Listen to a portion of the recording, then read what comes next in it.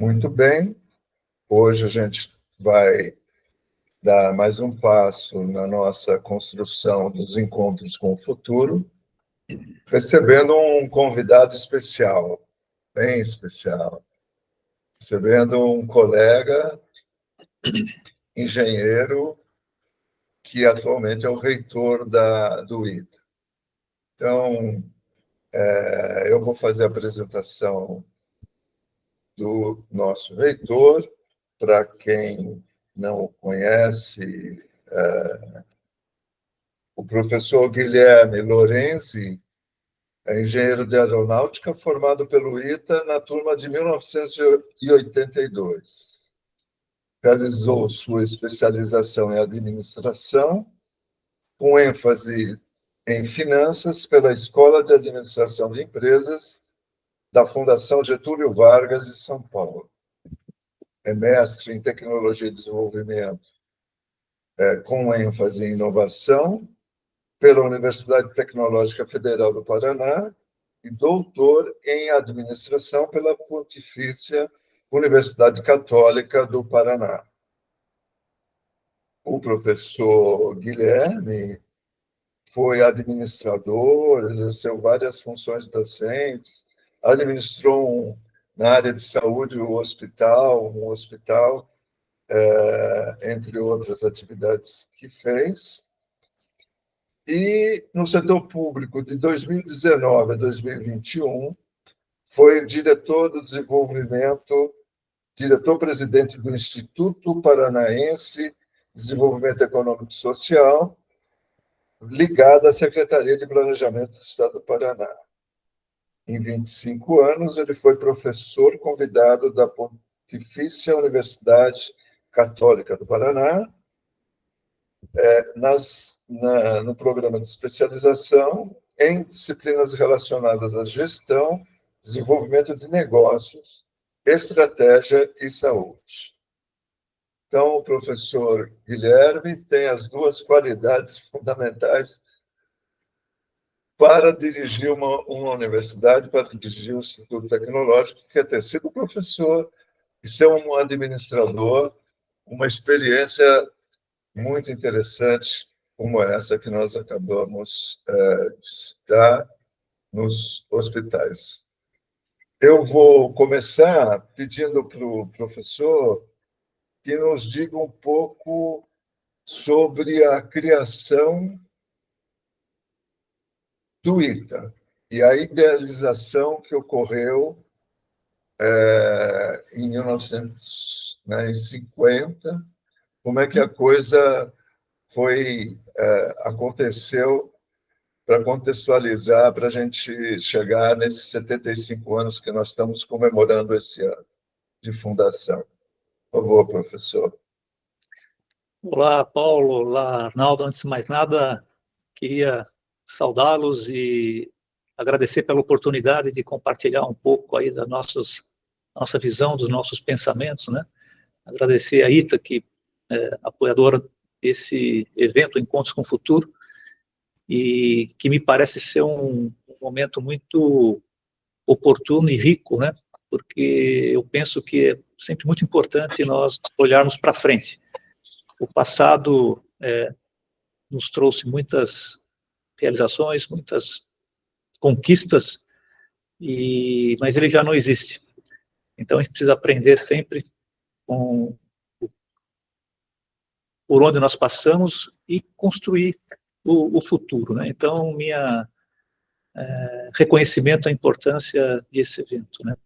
E foi assim com o ITA. Voltando à sua pergunta, Paulo, eu acho que lá em meados da década de 40, de 50, o que houve foi uma felicidade de se ter uma visão, de criar uma visão para o país, né? Uma visão de que o país poderia se tornar um ator importante no que diz respeito à engenharia aeronáutica, né? E tão importante, eu penso, quanto a visão, é você compartilhar essa visão. Não adianta você ter uma visão e ficar com ela para si, porque a realização, a concretização de uma visão, com absoluta certeza, como foi no nosso caso aqui, ela é fruto do esforço de muitos, né? E eu acredito que é isso que nos trouxe até aqui, ainda que a visão fosse que o Brasil viesse a se tornar um ator importante no que diz respeito à engenharia aeronáutica, à produção de aeronaves, né? Muitas ações decorreram dessa visão inicial, como foi, por exemplo, na sequência, a criação dos nossos institutos de pesquisa, ao longo dos 20 anos que se seguiram a criação do ITA em 1950, né? Culminando com a delegação, por assim dizer, da produção à indústria, né? Então, todo um ciclo, um processo de inovação que começou com o ensino, foi para a pesquisa, em algum momento isso aí culminou com a entrada do setor privado, da indústria, né? E com isso fazendo com que a pesquisa chegasse ao mercado, ao consumidor final, né? Então, acho que é isso que colaborou para que esse germe do que foi a criação do ITA em 1940 e 1950 culminasse com todo o que existe hoje no Brasil, a colaboração disso aí, o impacto disso aí para o país, não só no que diz respeito à engenharia aeronáutica, mas todos os reflexos que aconteceram em outras áreas, fruto desse momento inicial. Nascemos, sim, com vistas à engenharia aeronáutica, aviação, mas vocês sabem que muitas outras frentes aconteceram em outras áreas da sociedade, em outros ambientes físicos, inclusive do país, como consequência desse momento inicial.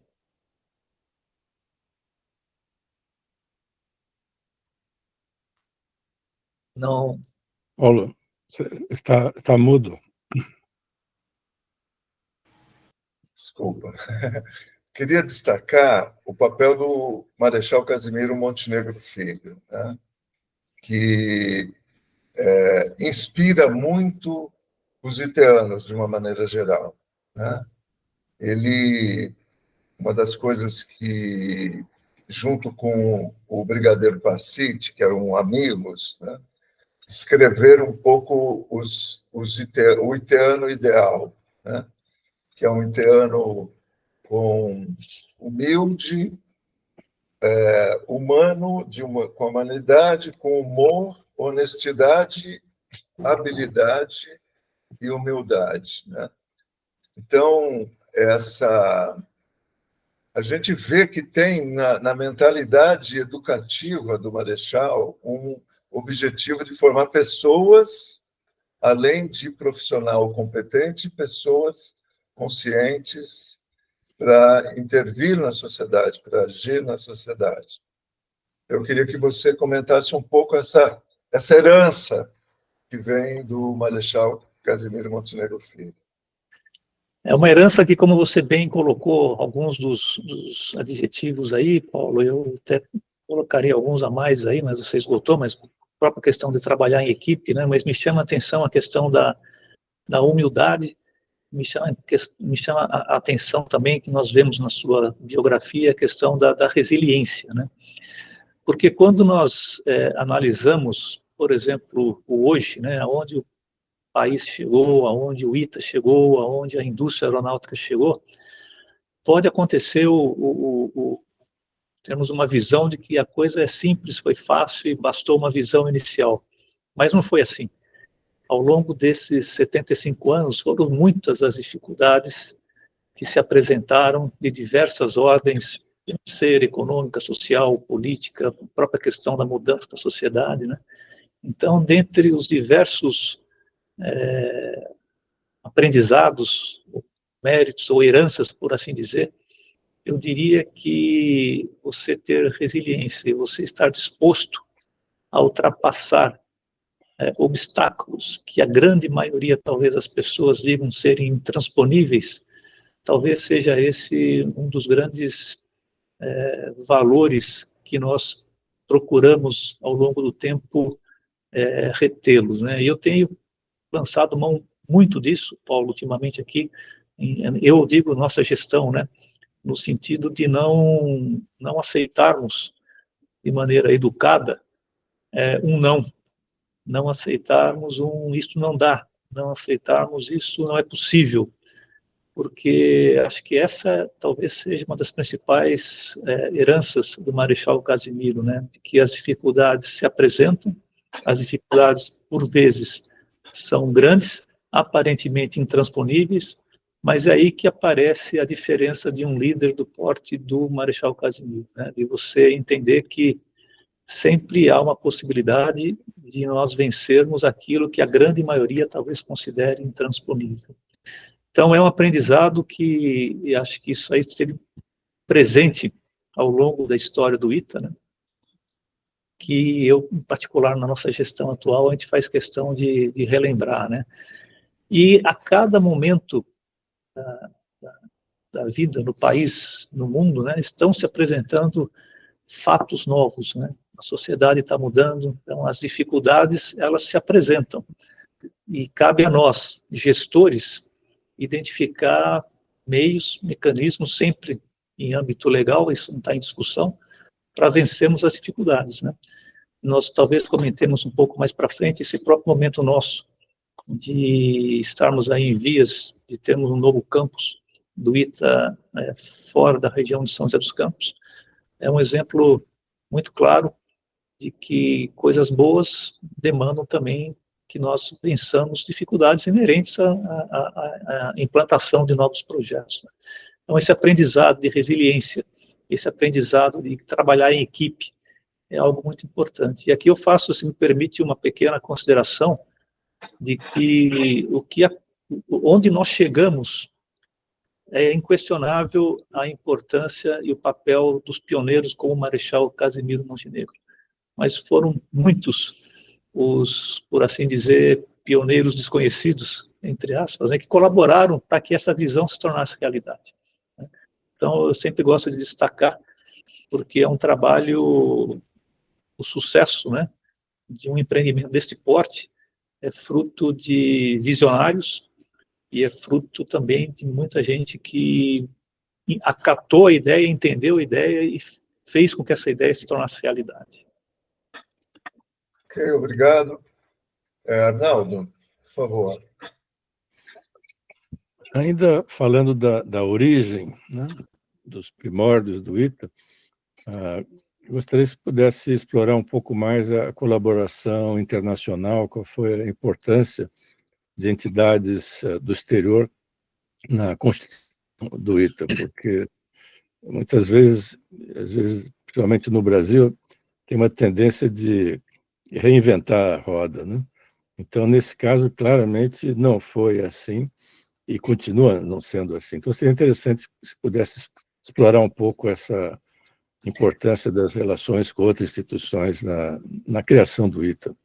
Não tenha dúvida, Arnaldo, que a importância desse posicionamento, por assim dizer, né, de não se querer inventar a roda, até porque a gente sabe que na época a gente não fazia bicicleta, né, com esse, então, vamos buscar o conhecimento, vamos buscar a competência onde ela se encontra, e isso não é um demérito absoluto para ninguém, pelo contrário, né, acho que são uma estratégia muito inteligente que o Marechal colocou, porque, olha, se a gente quer produzir avião e precisamos produzir engenheiro e não sabemos fazer isso hoje, vamos buscar, então, na fonte onde isso é possível. Então, eu tenho uma visão particular de que você buscar conhecimento, não precisar necessariamente partir do zero, é algo a ser considerado. E isso aí permite que nós ganhemos etapas num processo, seja de industrialização, processo de pesquisa. Então, a internacionalização do ITA ao longo do tempo me parece algo extremamente importante. Eu, quando cheguei aqui um pouco mais de um ano atrás, eu identifiquei que nós temos um leque grande de relacionamento com instituições pelo mundo, em particular Europa e Estados Unidos, como é comum. Eu penso, contudo, que nós devemos, no que diz respeito à internacionalização, desenvolvermos um pouco mais a fundo alguns desses relacionamentos. O que eu quero dizer, em outras palavras, é que talvez, e a gente avalia isso aqui atualmente, né, talvez nós precisamos diminuir um pouquinho o leque de relacionamentos para que os os leques remanescentes, nós consigamos ter uma atuação mais profunda, mais médio e longo prazo, para que isso alavanque, eventualmente, já falando um pouquinho de futuro, né, alavanque um pouco mais a presença do ITA fora do Brasil. Quero dizer que é difícil a gente desenvolver relações profundas com um número grande de instituições. Não que não se possa tentar, mas eu penso que, estrategicamente, nós devemos identificar algumas instituições para que, com essas, nós possamos ter um desenvolvimento mais profícuo, né, do que diz respeito a ensino e pesquisa, e talvez isso aí venha a ser até um germe para que o ITA tenha uma participação, um posicionamento internacional mais forte, ou também tão relevante em âmbito global quanto ele tem e como ele construiu aqui no Brasil, né? Então, ao longo do tempo, essas relações, como você me perguntou, foram importantes, desde o início, partindo do zero, por assim dizer, até passando pelo momento de estabelecimento dos institutos de pesquisa e, por que não dizer, a partir do próprio momento em que foi constituída a Embraer. Porque, se você pegar alguns dos projetos de aeronaves aqui, desde o Chavante, a MX, recentemente o Gripen, todos eles tiveram também um envolvimento de atores externos e que muito contribuiu para que o Brasil chegasse aonde chegou hoje, nesse momento, como, por exemplo, o próprio KC-390 é fruto de ações anteriores de internacionalização por parte da empresa, mas que nasceu com o conceito de que nossos engenheiros tivessem uma capacitação, uma competência adequada à necessidade da indústria aeronáutica. Ok. Vou trazer um pouco para o presente, fazer uma análise de como perguntar como você vê as mudanças no ensino da graduação, ensino do ITA, atual, enfrentando as questões desse século XXI que a gente tem posto, né? Fala-se muito no learning by doing, né? Do aprendendo fazendo, fala-se no project-based learning, que é uma maneira da gente ensinar de uma maneira diferente. E para isso, quanto essa iniciativa que agrada muito aos engenheiros já formados, aos ex-alunos, essa direção de ensino, mas quanto os professores, né, o corpo docente atual do ITA está preparado para essa formação, o quanto a gente tem que trabalhar para auxiliar trazendo experiências de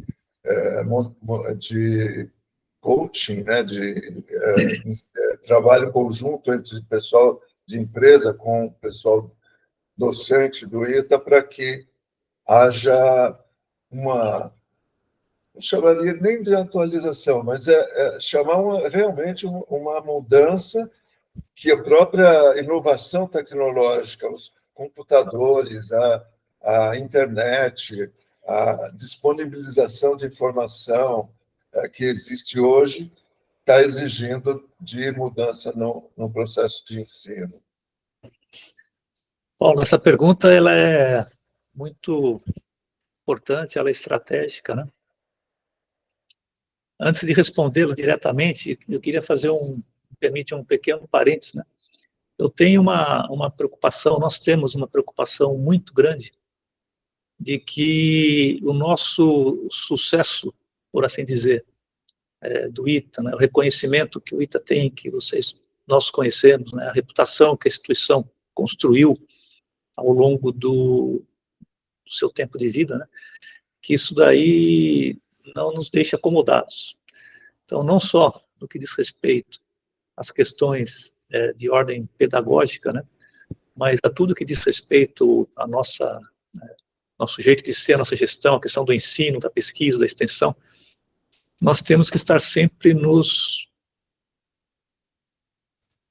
provocando e perguntando se aquilo que nos trouxe até aqui, com muito sucesso, é o que nos levará ao futuro. Eu não tenho dúvida que o que nos trouxe até aqui, e muito irá colaborar para que nós caminhemos para o futuro. Mas eu também tenho certeza que algumas coisas precisam ser ajustadas à luz, justamente, do que está acontecendo no mundo, no que está acontecendo na sociedade, e no que está acontecendo ao nosso redor e à distância, né? Questões geopolíticas, questões de ordem tecnológica, né?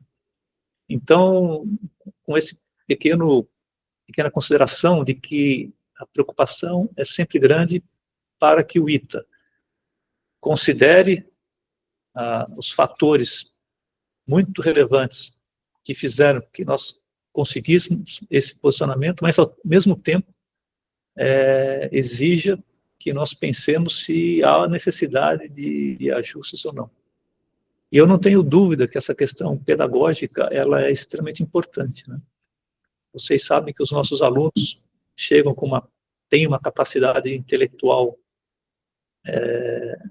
muito boa. O processo seletivo está cada vez mais acirrado, o que faz com que o funil de entrada também esteja cada vez mais rigoroso.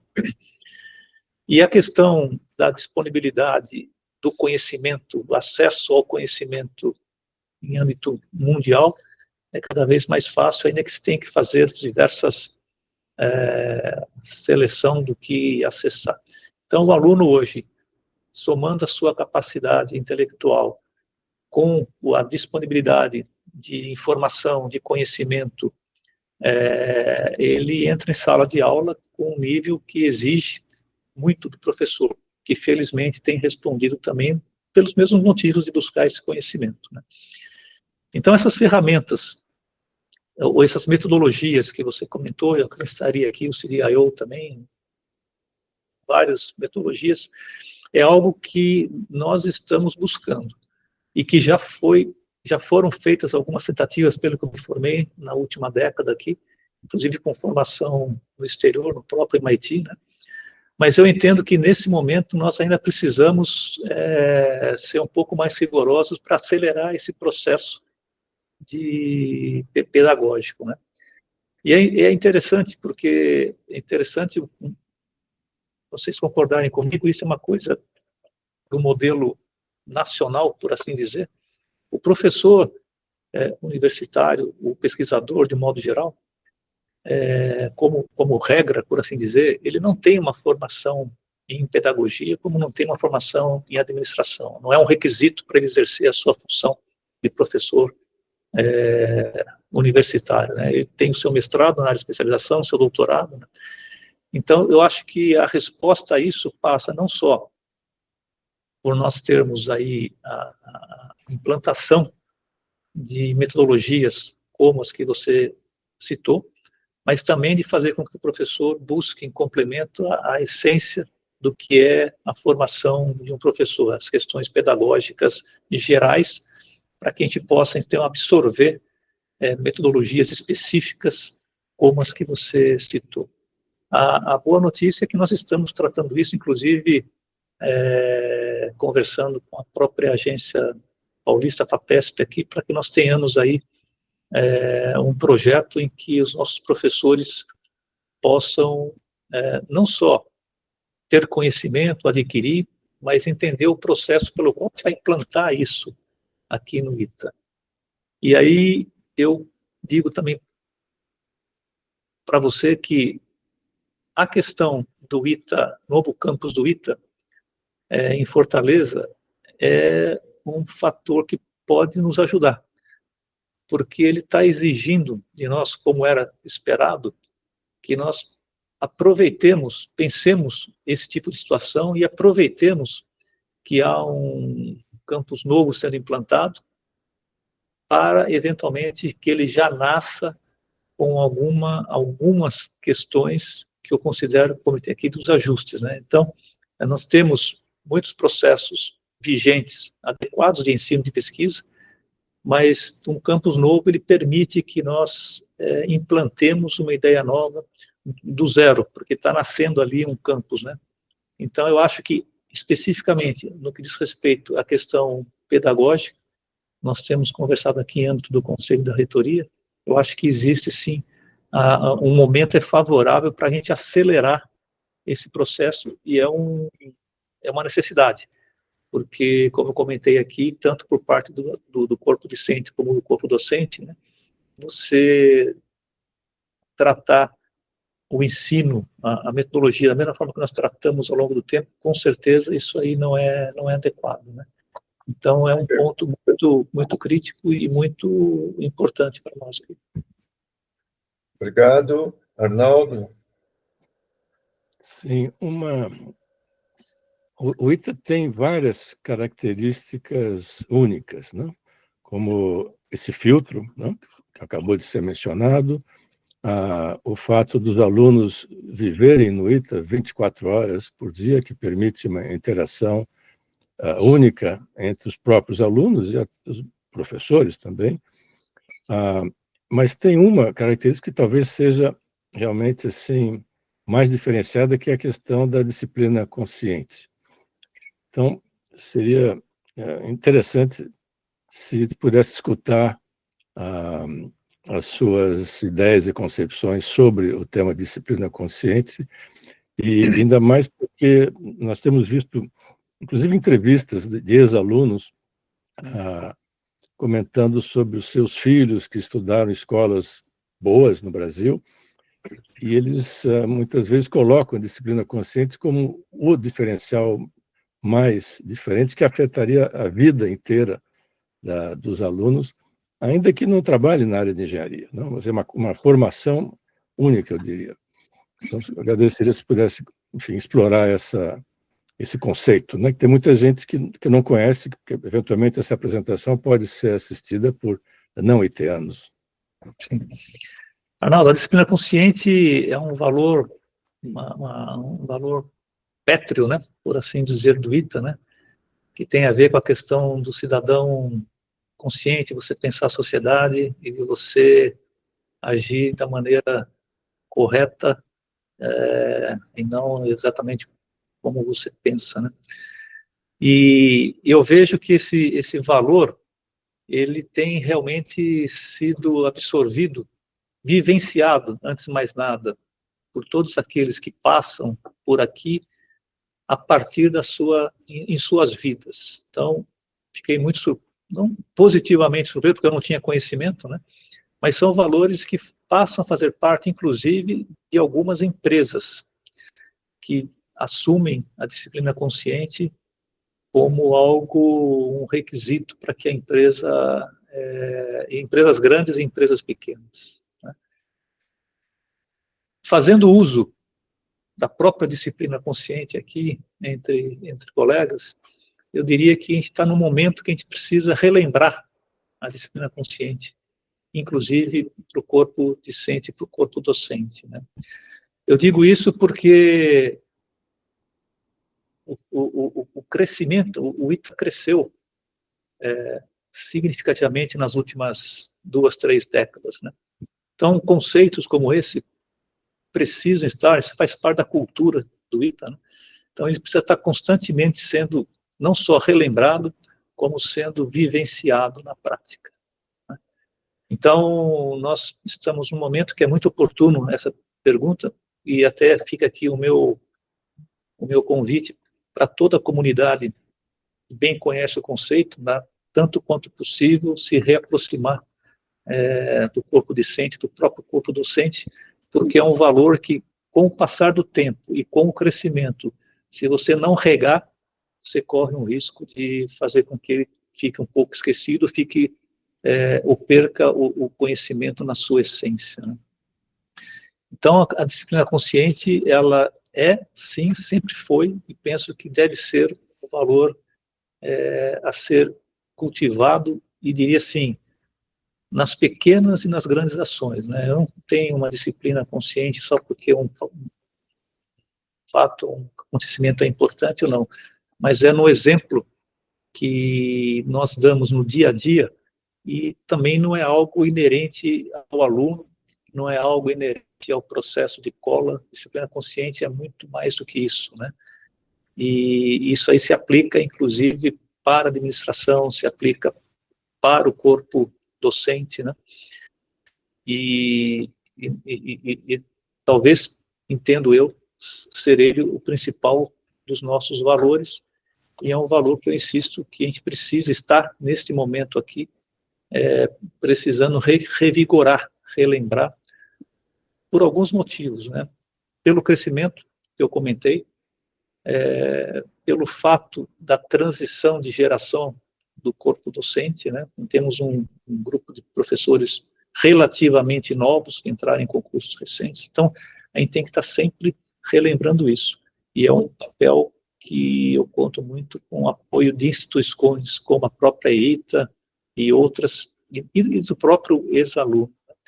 Mas é um conceito que faz com que a gente viva na sociedade, né? É o ser humano que está dando a sua colaboração e está sendo formado, não só em âmbito técnico, mas como ser humano, para que ele seja, assim, como disse o nosso fundador, um cidadão consciente e que tenha em vista não só aspectos técnicos, mas aspectos de formação para que a sociedade seja melhor. Nós bem sabemos aí as dificuldades que temos em termos de sociedade, inerentes a uma sociedade como a brasileira. Então, se a gente puder dar a esse nosso egresso não só a formação técnica, mas a formação em termos de valores humanos, eu penso que é isso aí que vai fazer que o ITA se diferencie ainda mais em tempos futuros.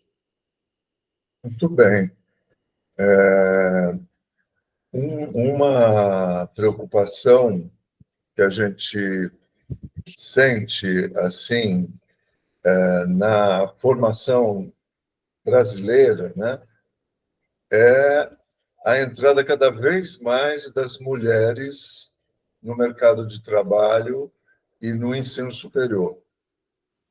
Em engenharia, essa participação ainda é pequena. Ela não chega a 20% do total dos engenheiros formados. O ITA começou a introduzir as mulheres como alunas dos cursos no começo dos anos 2000, no final dos anos 90, e a experiência ainda é pequena, mas elas causam uma mudança na própria lógica de funcionamento que a gente tem. Como você vê a perspectiva de ter mais alunas engenheiras se formando e como elas devem participar, né, podem participar, devem participar desse processo de interação, de trabalho de grupo entre engenheiros e engenheiras na concepção de objetivos maiores que se estabelece, a começar pelo próprio ensino das disciplinas. Eu acho que é um processo de muito diálogo, sabe, Paulo, e muita comunicação, né? Ainda que nós tenhamos iniciado assim, o processo com as mulheres no final da década de 90, efetivamente esse número não cresceu. Não cresceu por motivos talvez alheios à questão do ITA, né? A gente conversa bastante sobre isso também, né?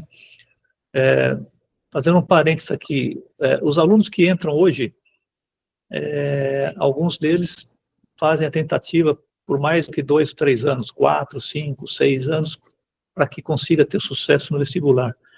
A gente percebeu que isso aí não acontece, de um modo geral, com as mulheres também, essa persistência, por motivos que eu não conseguiria responder nesse momento, né? Então, eu acho que passa por uma divulgação maior, isso desde o ensino básico, né? Nós temos algumas iniciativas aqui de STEM que a gente sempre procura incentivar e divulgar, justamente para que seja dado conhecimento às meninas desde idades menores, né, e que elas não é uma carreira exclusiva do homem. Então, talvez a gente esteja carregando ainda um pouquinho de uma cultura antiga, né, em que engenharia não bate com a mulher, o que não é absolutamente verdade. Até pelos casos, muitos casos de sucesso que as mulheres têm na sociedade de modo geral, né?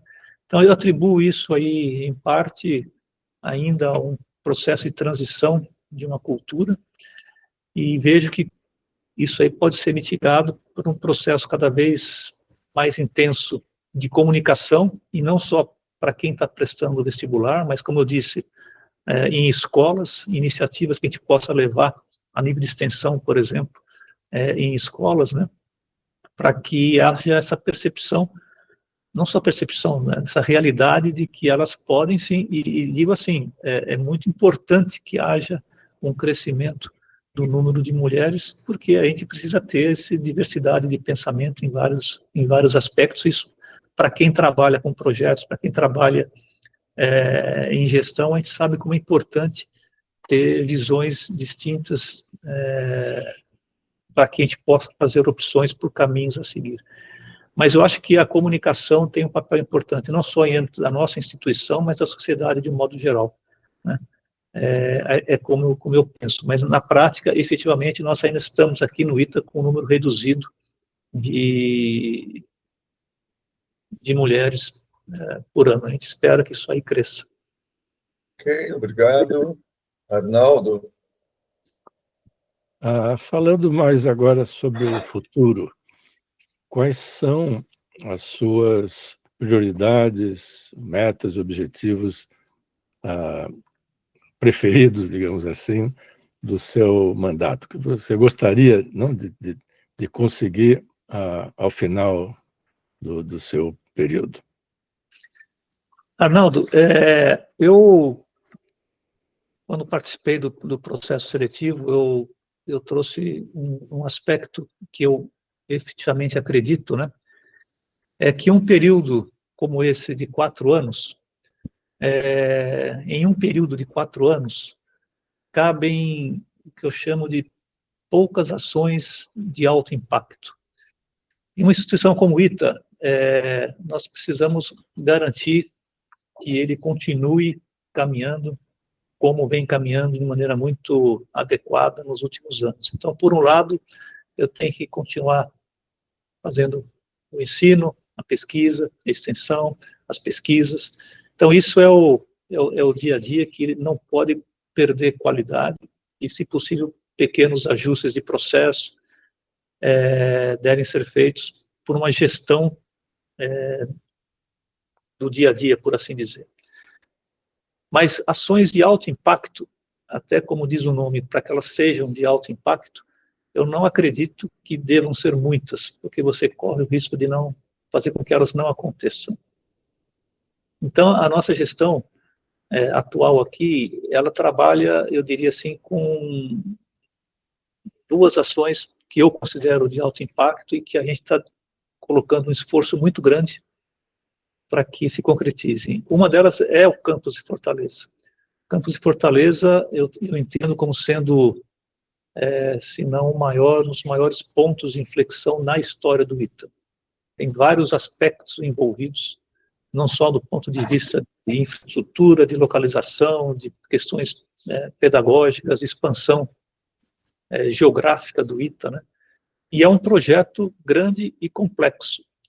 Então, eu diria que isso aí é uma prioridade nossa, fazer acontecer esse projeto. E eu diria para vocês, de maneira muito, muito franca, que o projeto, felizmente, está caminhando de maneira adequada, né? Não que seja fácil, não que seja simples, mas, felizmente, as coisas estão acontecendo com um envolvimento muito grande, inclusive, por parte de todos os comandos da Força Aérea Brasileira, né? E de atores externos. Vocês bem sabem que um projeto de Fortaleza tem o envolvimento do Ministério da Educação, do Governo do Estado do Ceará.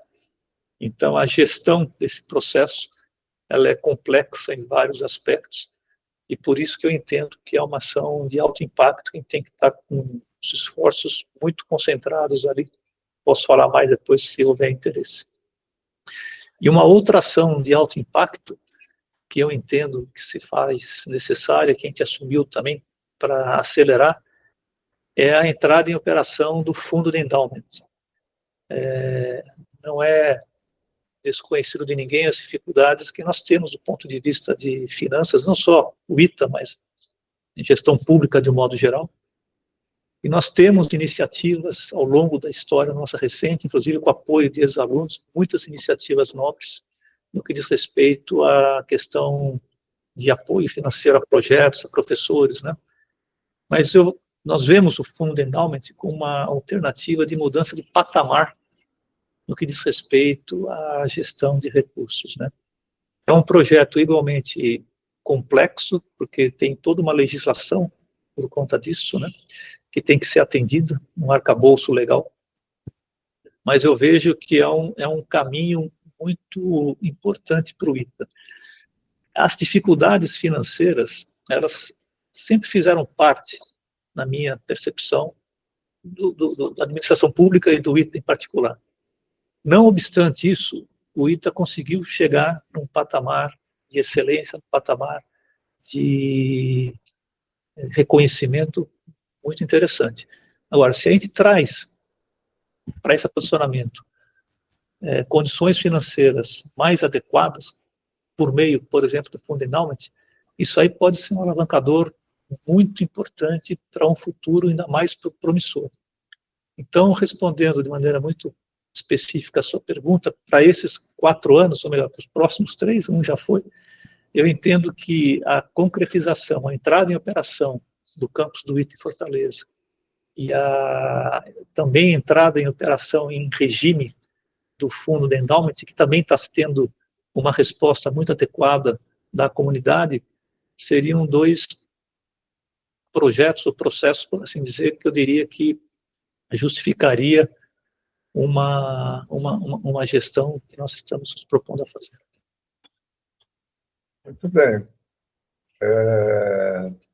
Eu gosto de uma coisa mais, assim, sonhadora, de certa maneira, né? Eu acho que tem um pragmatismo dos 4 anos, mas parece que estamos num turning point das coisas. Nós estamos enfrentando no século XXI problemas que não tínhamos no século XX. O aquecimento global, a entrada da inteligência artificial, que movimenta mudanças intensas na maneira como a gente vai dirigir, gestionar, realizar as tarefas nas mais diferentes áreas, em todas as áreas de engenharia, né? E nós temos a perspectiva de mais 75 anos pela frente. Se a gente pensar que o ITA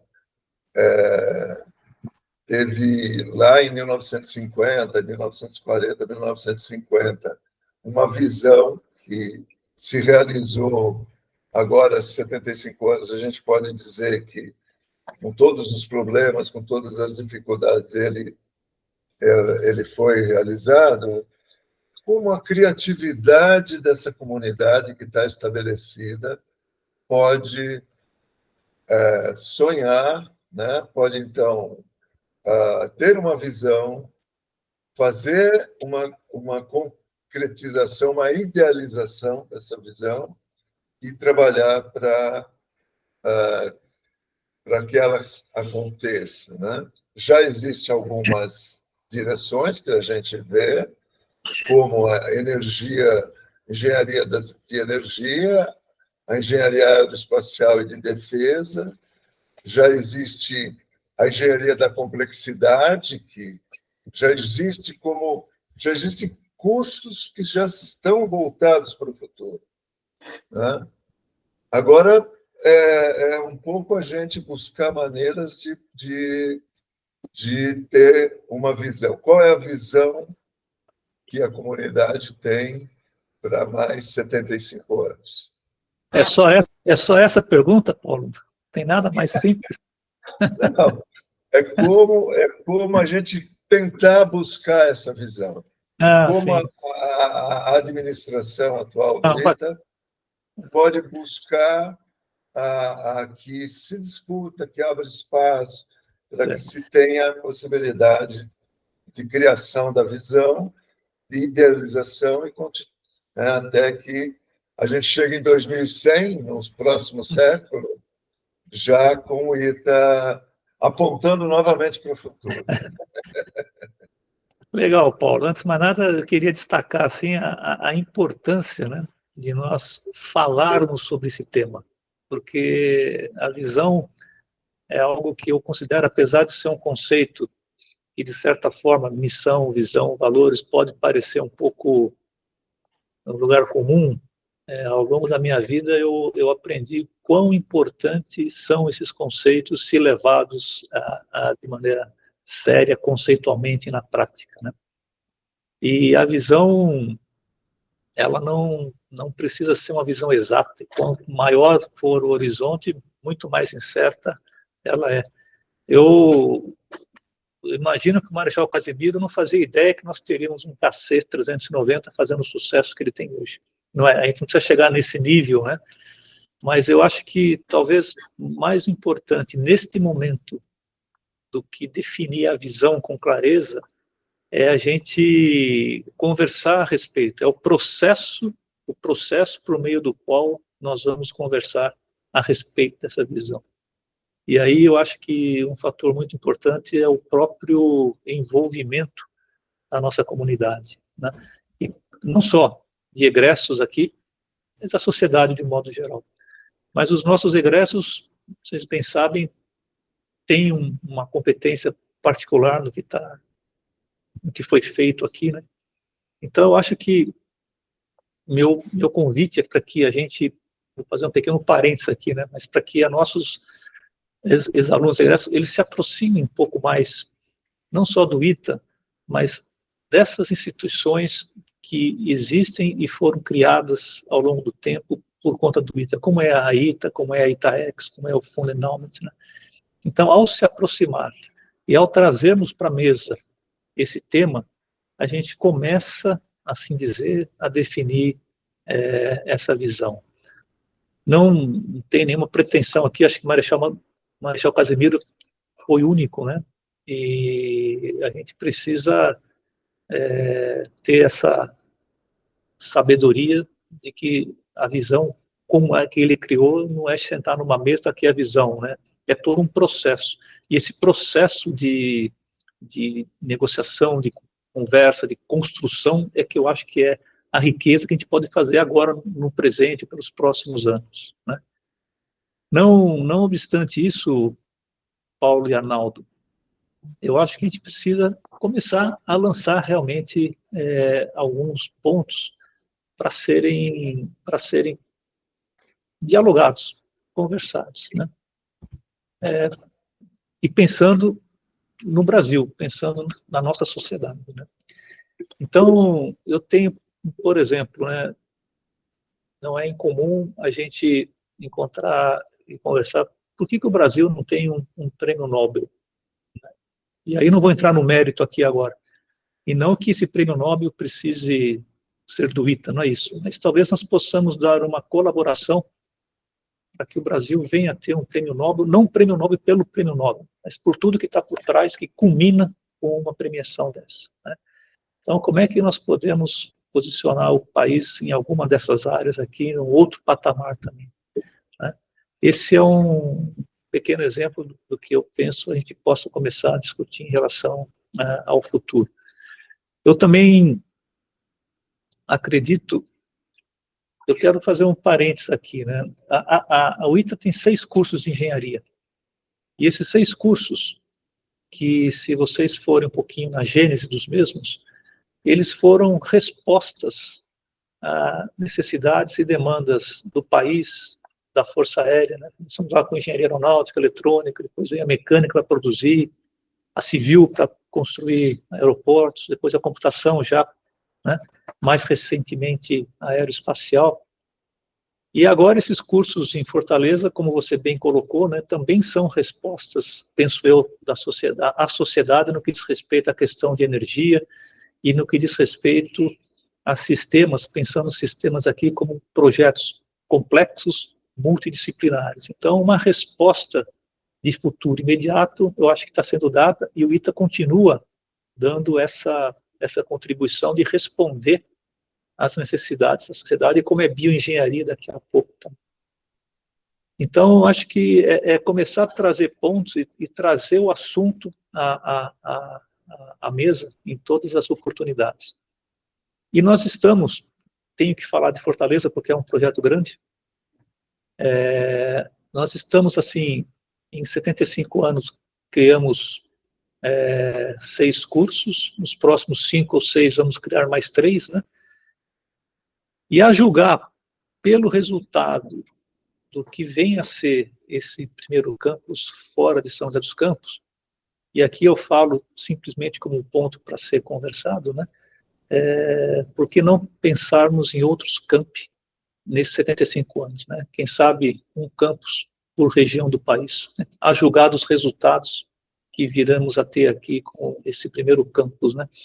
Então, se você pensar um campus a cada 25 anos, não é algo inimaginável, né? Mas que talvez seja algo para ser pensado, né? Lembrando que o que aconteceu com o ITA aqui se irradiou para o Brasil, como disse no começo, né? E é o que se espera que aconteça com o campus de Fortaleza, que também isso aí irradie para o Brasil. Obviamente que as condições de contorno hoje em Fortaleza são muito distintas do que eram aqui em São José dos Campos, mas a gente tem que ter aí sabedoria para entender o contexto no qual nós estamos nos inserindo, né? Outro ponto que eu trago também, pensando no longo prazo, talvez seja o que eu chamo de uma internacionalização estruturada do ITA, né? Nós temos hoje relacionamentos com instituições e pesquisadores dos Estados Unidos, Europa. Eu acho que temos pouco ainda na Ásia, no Oriente, né? Mas como ter uma internacionalização um pouco mais estruturada? O que é estruturado?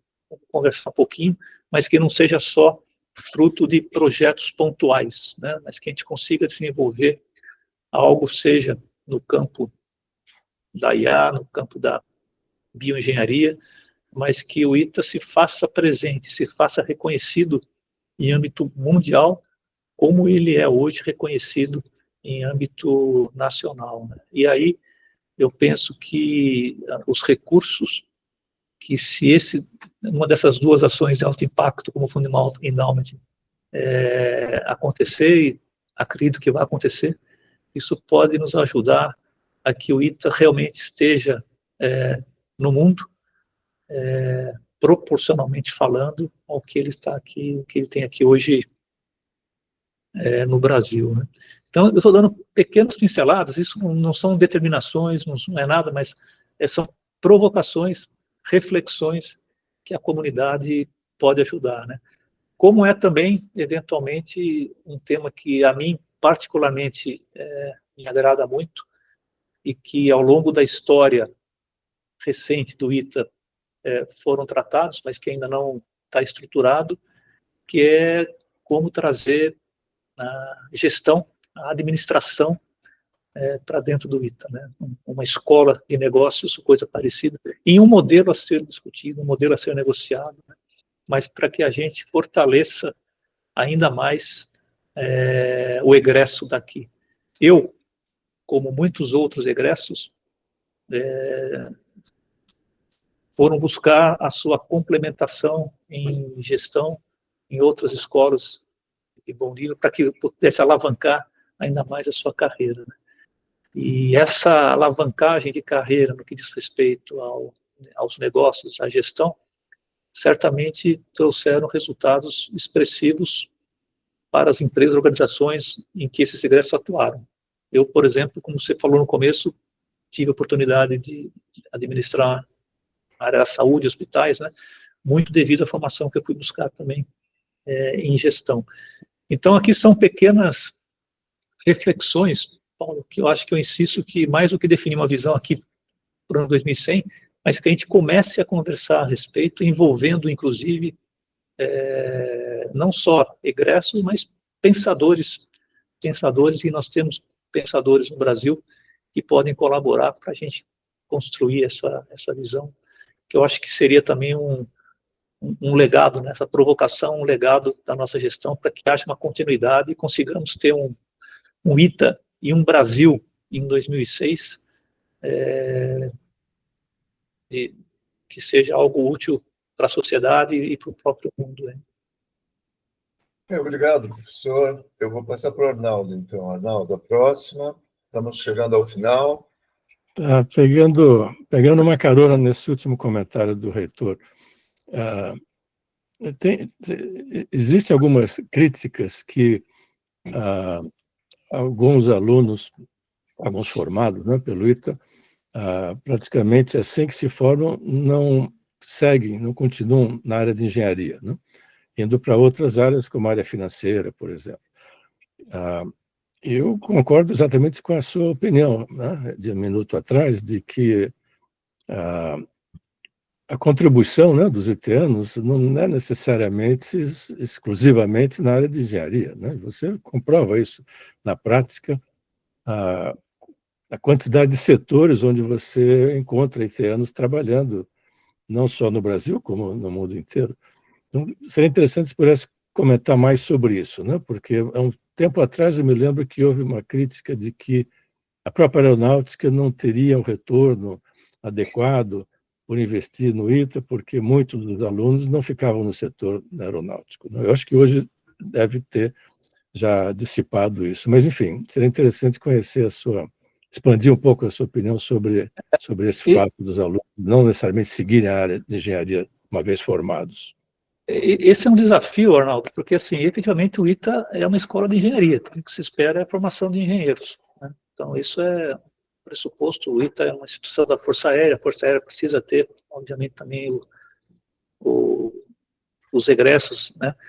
Mas eu acho que a gente precisa enxergar o lado positivo disso, né? Então, o lado positivo é que você não vai ter 100% de alunos atuando em engenharia, então a gente tem que estar preparado para isso, né? E os resultados, quando a gente pensa, extrapola para a sociedade, de modo geral, os resultados são favoráveis, porque você vai trabalhar em outros segmentos, né? Mas não é uma situação simples, né? Porque, eu insisto, como escola de engenharia, e o ITA tem uma questão que é muito relevante, obviamente, que é a sua marca, né? A gestão da marca, né? A marca ITA é muito forte. Então, nós atraímos, hoje, no bom sentido, alunos que estão interessados em estudar no ITA, e não necessariamente em engenharia. A gente tem que administrar isso daí também, não é incomum isso daí, né?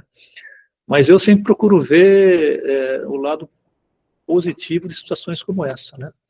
E faço a mesma analogia quando me dizem também que a gente perde muita gente boa para o exterior, né? Que vão trabalhar fora. E eu procuro enxergar o que tem de bom nisso, como, por exemplo, o estabelecimento de relacionamento internacional, e como, por exemplo, o fato de que essa pessoa que vai para fora, alguns deles voltam para o Brasil também, né? Então, o fato de você ter esse egresso trabalhando em outros setores, eu acho que existem aspectos positivos. A questão que, já que é uma realidade, a gente precisa administrar essa realidade, né? Então, essa semana aqui eu recebi um ex-aluno que trabalha na área de gestão de condomínios, né? E empresa de sucesso. Poxa, e ele está querendo devolver para o ITA, devolvendo para a Força Aérea aqui uma contribuição do que foi a contribuição dele, foi o ganho dele enquanto aluno, enquanto profissional. Então, é sempre uma questão de a gente entender o cenário e fazer com que esse cenário seja administrado da melhor maneira possível. Então, assim, se o mercado financeiro, por exemplo, vai fazer uso dos nossos egressos, vamos ver o que de bom advém dessa situação e administrar essa situação da melhor maneira possível. Mas a gente não pode, obviamente, perder de vista a nossa razão de ser. Então, esse é o desafio que se coloca, né? Nossa razão de ser é a engenharia, né? Então, a gente precisa, mas também a gente não pode tapar os olhos e dizer que o mercado é só, né? Então, acho que esse é o desafio que se coloca, e eu penso que nós estamos administrando, nós que eu falo, ITA, Força Aérea, essa situação.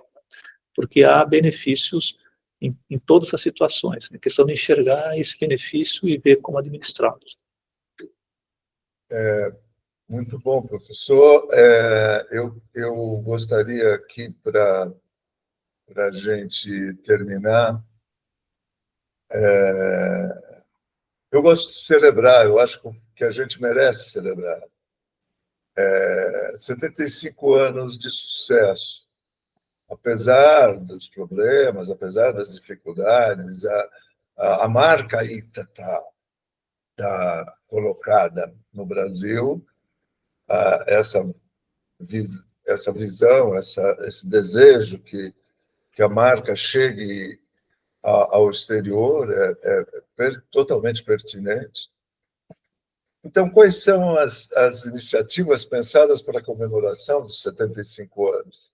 Será que não poderíamos pensar em comemorar e trazer essas questões que discutimos hoje aqui num ambiente de regozijo, de celebração que a gente merece, que o ITA merece?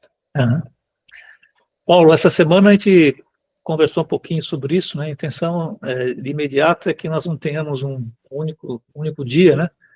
Mas tenhamos aí uma semana para comemorar um pouco, né? Porque realmente é uma data que é muito emblemática, é uma feliz coincidência que estamos a 75 anos do século 22, né? Então acho que é espaço sim para a gente conversar, Paulo, a respeito de como trocar ideias a respeito, até porque isso aí faria parte aí do que eu estou propondo, né? Ou seja, trazer a discussão, o assunto do futuro, né? Então, me comprometo aí a avaliar como é que a gente pode contemplar um bate-papo desse daí nesse momento, nessa semana aí de comemorações aí. Obviamente que a gente vai fazer uma semana adequada à nossa realidade também financeira aqui, mas que é emblemático, né? Então, vamos ver se a gente consegue fazer alguma coisa nesse sentido, sim.